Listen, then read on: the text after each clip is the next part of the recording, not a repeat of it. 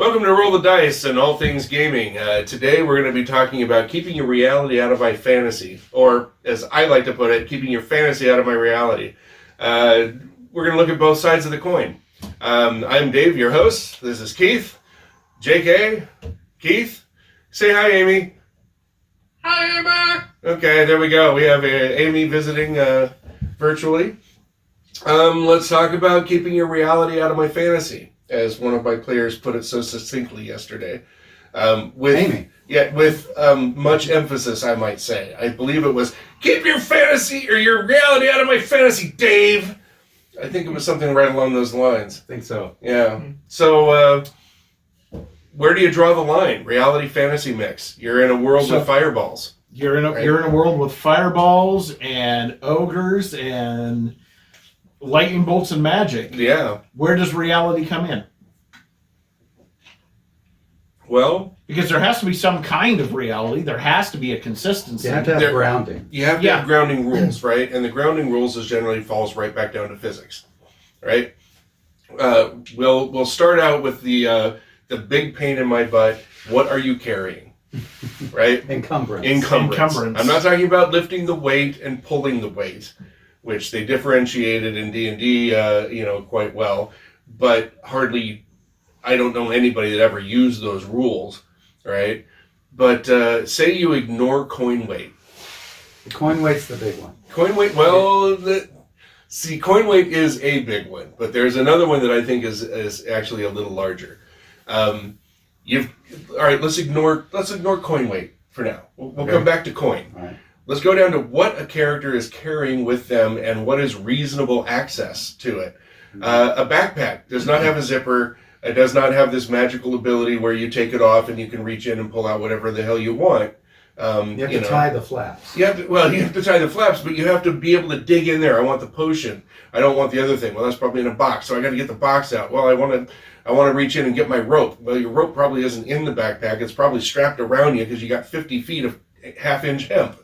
Right? That's a huge amount of encumbrance. Yeah. It's heavy, but even then, you've got this rope that sticks out about this far from your chest, right? I'm going to fight now, ineffectively. Unless you have the fancy elvish thin line. Absolutely. Well, yeah, right, which you can't actually use to climb with because it would cut your hands to ribbons. Hey, does all that rope add to my armor? That's what I was going to ask, actually. I haven't heard that question in 35 years. Thank you for bringing that sword point back up. You're welcome. Yes, I think it would add to your armor, but it will also give you a negative modifier to hit. So what it comes down to is... I'm not done yet.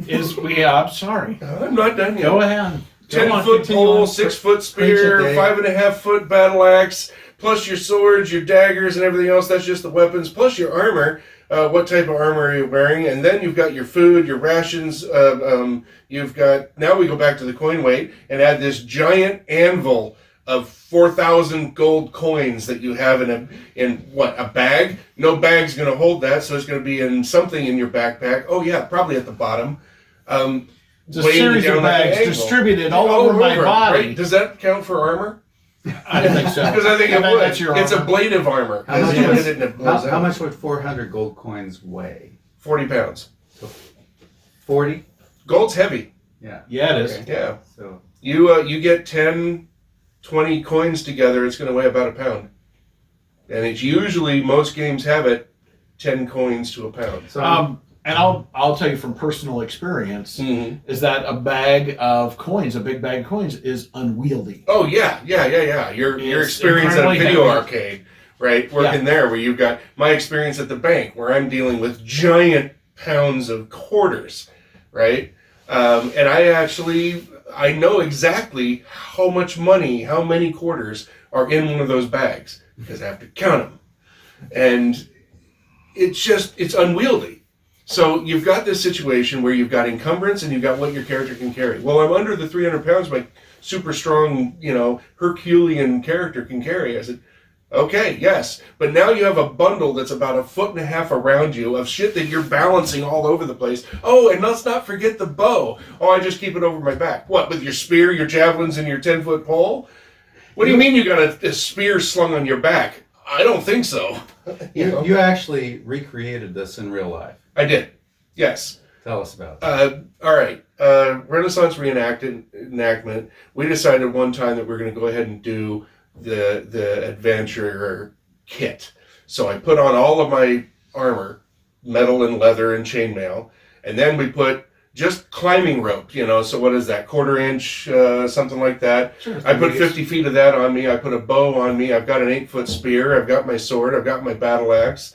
I stuffed a backpack, mundane backpack, but I stuffed a backpack full of, food for 10 days. I just used MREs, right? Stuffed those things in there. Had some hardtack. Never eat it. There's a reason they call it hard, right? You're supposed to soak it. We had that big loaf of hardtack that we use. Not to mention about 15 pounds of jerky. It was ridiculous. You couldn't move. You could not do anything. Mm-hmm. And so that's what I have in my mind. Thanks for bringing that up. That's my level of, here's the reality. So, okay? Do you want the game to be that level of reality? In some aspects, yes. It's a fantasy world. In some aspects, yes. There's magic. So give them a bag of holding. What we're talking about is a spectrum here. Yes. Where you have simulationist and then let's call it cinematic on one hand. Where, one hand is pure, true to life. Yes, I can do this. I can prove it to you. I can put all this on and I can do what I say I can do. Right. Or not. Or not. And the other end of the spectrum is, a Hollywood movie. Right. Where it's not really important to the story where you carry or how much you're carrying. And they never run out of ammo. No, they reload between scenes. Right. Right. So, yeah. So you kind of have that spectrum. So where on the spectrum do you want your game? I want there to be enough reality that it makes sense in my mind, right? So I can handle people flying around, and I can handle throwing fireballs and what like that, because in physics I can think of ways. It's just, it's a vibrational effect that, if you had some way to cause vibration to cause friction, to cause heat. Oh wait, we do lasers. I can ground myself in that a bit. Where's the fuel come from? Well, I don't know, but that's where the magic is, right? So there's your line. So there's my line. There's right? your line. And I would say that probably each of us have a different line in a different spot. Yeah. Oh, I'm sure we do. I think I tend to be a little more on the realistic side than some people, Yeah. When you're in your plate mail and you have 100 gold in a bag and all your weapons, you're not going to sneak up on anything. Oh no! Absolutely not. Matter of fact, I saw this little thing on YouTube on Twitter. They had this little thing where you could tell they were SCAers. There's about 8 of them dressed in various kinds of armor. There's 2 guards standing here. They did it in a warehouse. They're standing here back to back, and they're all sneaking behind them in the back. Clink, clink, clink, clink, clink, clink, clink, clink. Did you hear something? No. No. They look back. There's nobody there. Clink, clink, clank, clink, clank, clank, clank, clink, clink, clink, clink, clink, clink, clink, clink. They did it walking. They did it jogging. They did a full run. One guy almost fell over. Trying to do a full run in plate armor. That was funny. That's one thing. Having done historical reenactment and all that, we have the advantage of knowing exactly what a group of people in armor sound like walking down the road. Absolutely. We mimicked a deer hunt in like Old Norse, like 8th century Norse stuff. So we had our clothes, we had chainmail on, we had our shields, we had our spears, we had our bows, and generally a hand axe or a sword or something on the side. We didn't even see a deer. We couldn't smell a deer. They moved out a month before we got there. We were making so much noise, right? We got caught on everything. Oh yeah, let's not even talk about cloaks. Jeez. No capes. No capes. All right, and no, you can't hide more daggers in your capes. It's really fucking obvious. So we've talked about encumbrance. Yeah, we've talked about encumbrance. What other sort of reality are you pushing up against in our fantasy games? I got one for you. All right, and then Amy, because I know she's got one that she's probably bursting to talk about. Go for it, Amy. I'll bring up mine in a minute. Well, No, okay. What was the scene the other day where you said, Dave, get your reality out of my fantasy? What caused that? Get your reality out of my fantasy. I mean, it's okay.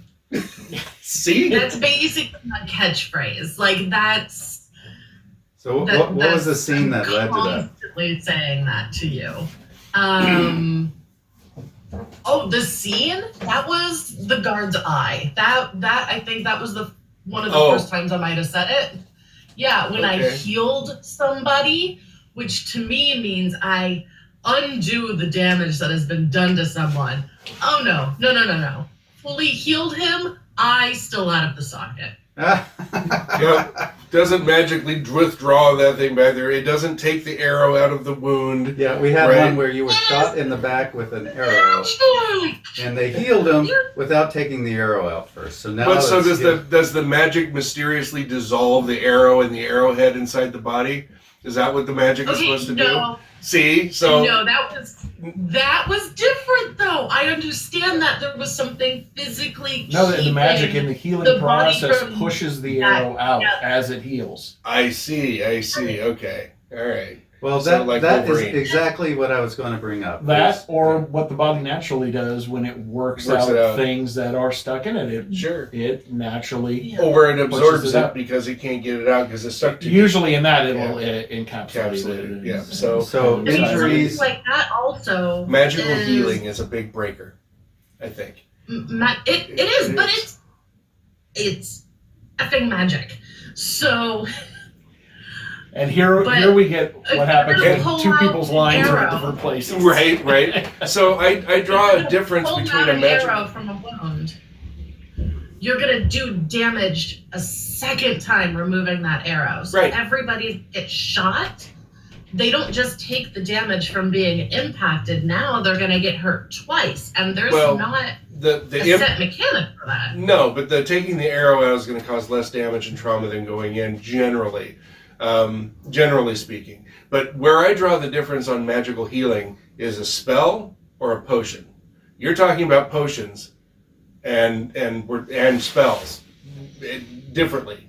I would think that the actual spell might be more powerful and maybe it will magically draw the eye back into the socket. But I would think poke that thing back in there, then go ahead and heal it up. But that's again, difference in lines. That was actually the topic I was bringing up was wounds. So in reality, if you're out in the field, you get hit with an arrow, watch out for gangrene and stuff, right? So it's... so in any game... You've just been in a fight, you've gotten punched and hit in the head, and got slashed. You just got into history where the majority of people died from tetanus and... sepsis, more than anything else. So often in a game, your hero has gotten hit by orcs, and he's got a slash and an arrow, and then the next turn he takes a little healing potion, and then off he goes again. There's no wounds, there's no aches and pains, there's no... in D&D you have hit points. Yeah. And what is a fucking hit point? Well, and that's what I was going to say. Let's come back to that. But no, let's go ahead and do it. Let's go ahead and do it now. Hit points in almost any game system that I have seen. I have over 200 of them. Keith, you have well over 200 of them, right? In almost every one that I have ever seen, hit points is not just physical damage. It's your ability to turn damage into a non-lethal force. Bumps, bruises, narrow evasions, that kind of thing. It simulates these two characters. Especially if you're using miniatures, you get stuck in the idea that these two are static. They're just standing next to each other. Bank, bank, bank. That's not it at all. They're dancing around. They're vying for superiority in it. And then, if they hit and they do damage, they got a good shot in somehow. So it either wore out some of your luck and ability to be able to dodge it, or sometimes it represents some kind of damage.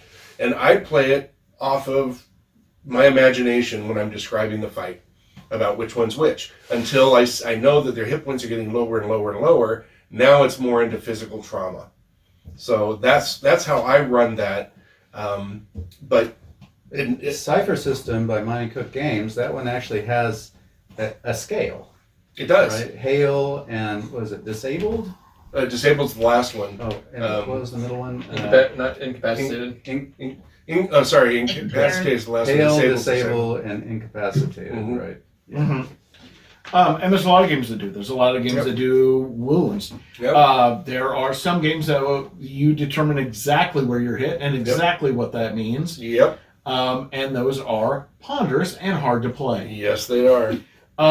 Which is another thing we're getting down to. The more simulationist a game is, the more rules you need to govern that The simulation. slower everything goes. Yeah. Yeah, you ever actually want to do encumbrance rules? Oh, The way you would have to do them, where you track every single not bit? anymore. No. No one wants to do that. We Why? tried that. Because it's not fun. Right. Unless you're an accountant. Even then, they might not enjoy it. They want to escape from reality. Yeah. They no, want to get into the fantasy. They're going to be looking at me like Amy is right now. See, Dave? See? Keep your reality out of my fantasy. Well, I'm saying keep your fantasy out of my reality as well. The other time. If I want reality, if I want the level of reality in my fantasy that I feel like I'm being given in the moment, I would go out to a field dressed up in armor and attempt to do the things that I want my character to do. However, I am as wide as I am tall. That is not going to happen. Right. So I would rather be in my fantasy world for a couple of hours where I could do magic stuff, Dave. So does that mean I can do magic stuff, therefore everything is possible, and that means everything in reality or physics can be broken? I flap my arms and fly away. Yep. It's like I surrealism. fart myself into orbit. To look at something, a ridiculous explanation, example. Well, yeah, right? take it to the ridiculous. Yeah. Well, I've got a Looney Tunes RPG, so, that's possible. Really. Yeah. It's got hand puppets. Getting back. Amy, the example that I thought you were going to bring up was when Captain Enigma hit the barrier yesterday. Oh, Right. God. Do you want to tell our audience No, about that? it's a long Well, story. basically, Captain Enigma went flying very fast and hit an invisible barrier Mm-hmm. at, what was it? 200 miles every 6 seconds, so whatever that breaks What down happens when you're flying 200 miles every 2,000 6 miles, seconds and you hit a Wow. wall? 2,000 miles a minute. to? A Right. minute. So we struggled in the game to figure out if you could actually survive that. We didn't. They no, did. They no, did. yeah, no, and in the end, I did, and there was just To be fair, there's no way. But it's a superhero thing, so I made it possible for him to survive.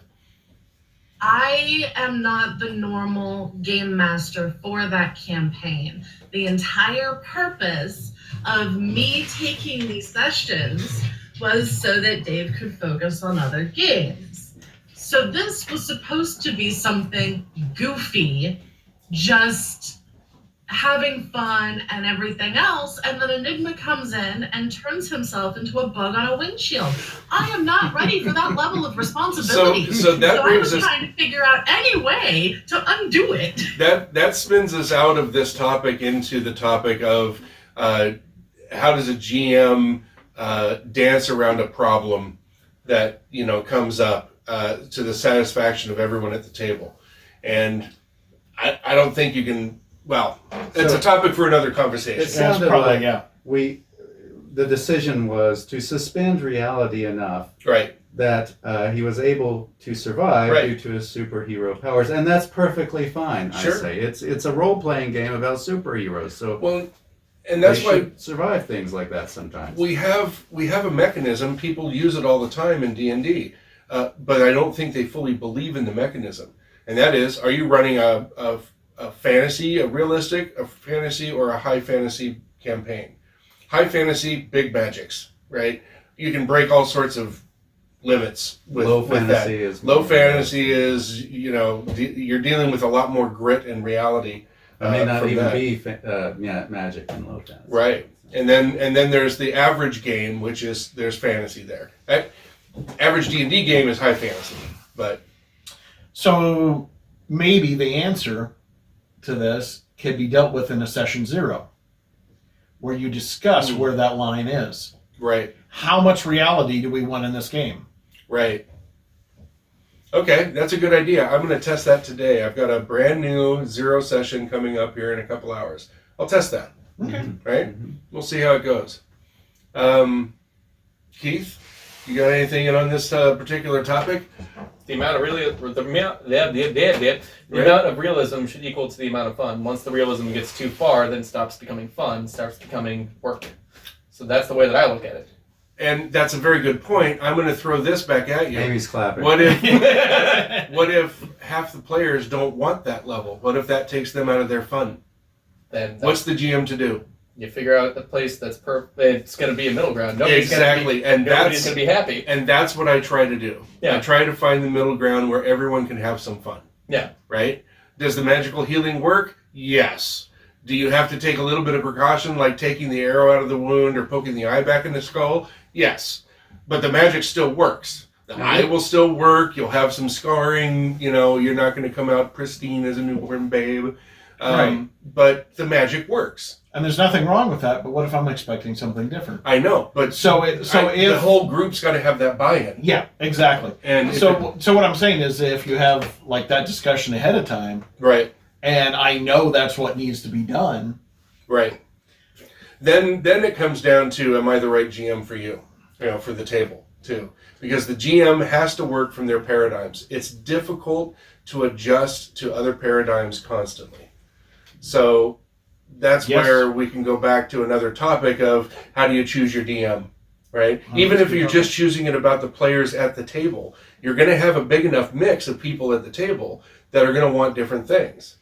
So if they take turns at DMing, you're going to get a broad spectrum of reality versus fantasy or fantasy versus reality. There's a term for all this. In as a writer, there's a term called suspension of disbelief. Yep. Mm-hmm. Right. Yep. Where does the reader suspend their disbelief enough to enjoy the book?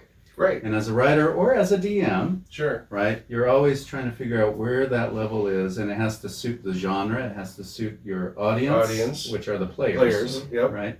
And so, yeah, and it's true for any sort of fiction. Sure. It could be movie making. It could Right. be. I think every single one of us has had a movie where we're fine with it, and then one thing happens, Yep. Snaps. and it's usually related to whatever you have a lot of experience in, Sure. and you're sure, like, sure. no, that's not right, and it really kind of takes you Yep, out. takes you out of it. I'm a scientist by training. I cannot watch CSI.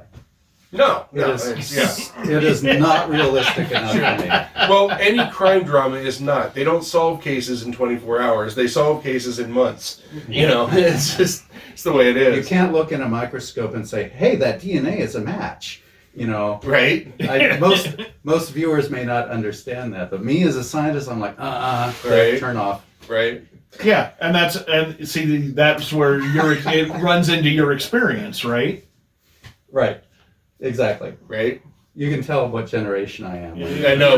Turn the dial. Yeah. Hey, someone get up and change the channel. In case you didn't catch this, yes, JK over here said turn the TV off, and Keith over here, Mr. Youngblood, is going, what's that? Oh God! No. I had one of those in my grandma's house. All right, now that's just mean. All right. Man. Well, is there any other sort of reality versus fantasy that we haven't touched on? Amy, do you have it? I mean, we used a good example of the healing, right? As a good point. We've talked about encumbrance was another good point about fantasy versus reality. And physics. Amy, you got anything else?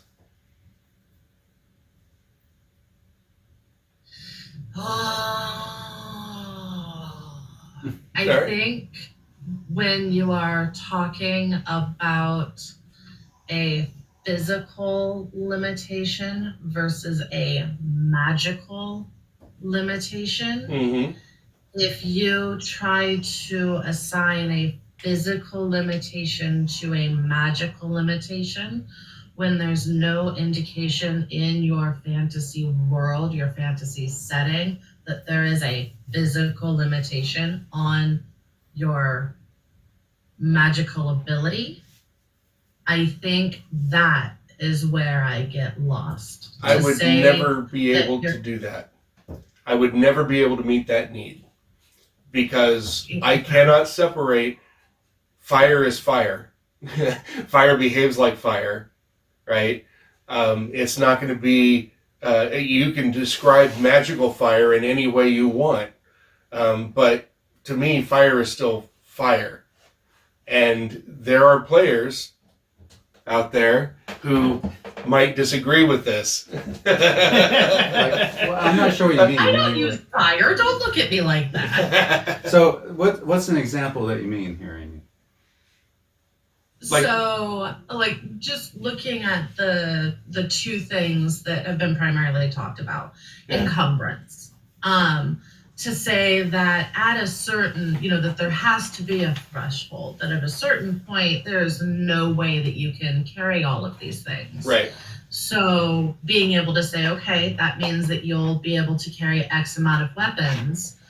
But that's one thing. But to say that a ability that you pull out of nowhere, especially as a cleric, this is a divine force. This is something that you are asking a deity to intervene on, and then you're gonna say that deity screws up so hard as to leave an eyeball out of the socket.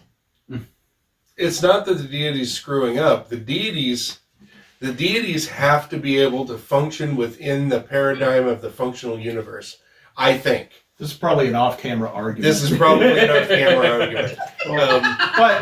But that being said, the argument I would make would be, well, don't I know how my magic works? Don't I know that I have to put this back in to make my magic work? Don't I know that I need to pull the arrow out? That's the best one there, yes. The planned assumption. And the way I do this, and Amy hasn't really found this out yet because she hasn't experienced it fully, is that at the very beginning, I make stickler points like that. You got to pull the arrow out, right? Later on, after they've gained a couple of levels, I don't do that anymore. Why? It's a learning experience, and it adds an element that people are talking about and you laugh about in these things. So, I try and see characters as a spectrum of growth, and where they're starting out, they're starting out. They don't know enough. They haven't been through the school of hard knocks or things like that. I think an example of physical limitations to magical spells, I think of spell elements. Like if you cast a fireball, do you have to pull out the pitch and wrap it around an acorn or something and then chant on it and then throw it? Or do you just reach out with your hand and a fireball shoots out? Right. It depends on the level of magic you have in your world. High fantasy, you don't need the source. I designed a game system where if you had a source, it enhanced your ability to cast magic.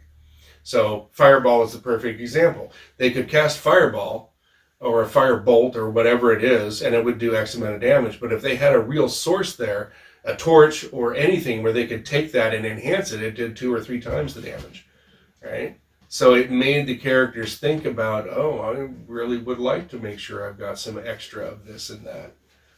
To go through it, and it gives them something to think about when they need to go through the town or the city and buy some supplies and whatnot. So there's a reason why games have supply lists, right? Do you really need to know how many pieces of chalk you're carrying and how much writing paper you need and a writing stick and dinner forks and pots and pans? Do you really need to keep track of all of that? No, but it's in there for a reason. And that reason is, these are the things you kind of have to think about. You're going to have this 3,000 gold. You're not just going to spend it on a magic item, right? You're going to spend this for daily life and things like this. So they just give you some examples of what that would be like. Pay rent for your house in Tolis. In Tolis, yep. Yep. And it changes how you function. It really changes the gameplay quite a bit. I think it enhances it, but you can get too deep in the minutia ponderous of it. Yeah. It can get ponderous. As a player, I wouldn't have to. I really don't want to have to go find the landlord to pay my rent. And we don't. We just say, here it is. You pay this for a couple months. Now you got enough money. Pay it for a year. We don't have to worry about it. Right. And you never go back to it. And so it comes down to how much paperwork do you want to do? Exactly. How much game time do you want to spend? What's a reasonable list? Right.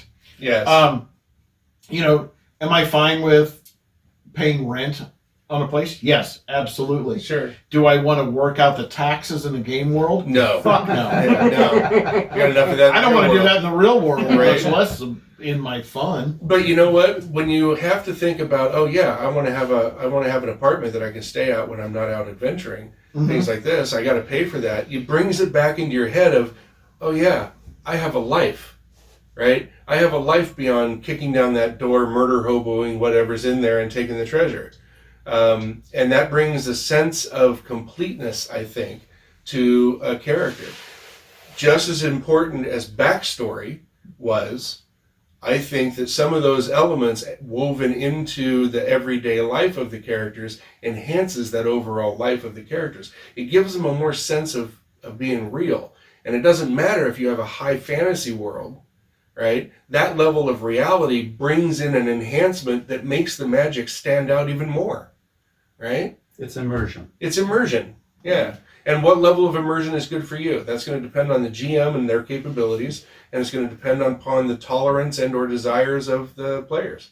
Especially for longer campaigns. Oh, yes. Not so much for one-shot. One-shots. Crawls, but... The gloves are off in one crawls. Yeah, one-shots.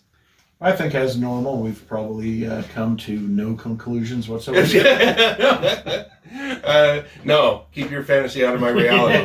Right, Amy? The conclusion isn't up to us. It's up to the DM and the players and what they feel comfortable with and what they think is fun. Yeah, I mean, bringing up the rent in Tolis and taxes and things like that. Yeah. I mean, again, though, my sticking point with keeping your reality out of my fantasy is not the physical. It is the metaphysical. It is the magic aspect. That's where it gets me, where I'm like, but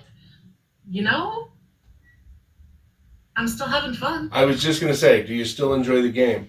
So I think there's always going to be this tug of war, and that there's the median of that rope is never going to be found. It's going to constantly be shifting one way or another, to maybe I used the wrong term there, but